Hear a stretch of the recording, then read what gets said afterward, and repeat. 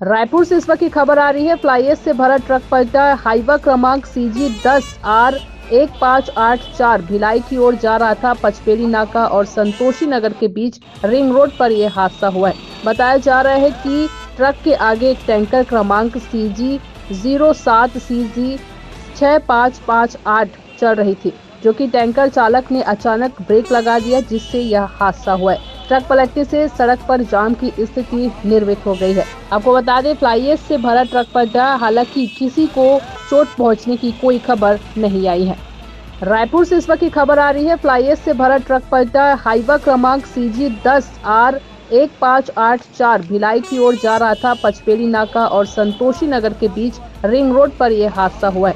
बताया जा रहा है कि ट्रक के आगे एक टैंकर क्रमांक CG07CG6558 चल रही थी, जो कि टैंकर चालक ने अचानक ब्रेक लगा दिया, जिससे यह हादसा हुआ है। ट्रक पलटने से सड़क पर जाम की स्थिति निर्मित हो गई है। आपको बता दें, फ्लाईएश से भरा ट्रक पलटा। हालांकि किसी को चोट पहुंचने की कोई खबर नहीं आई है।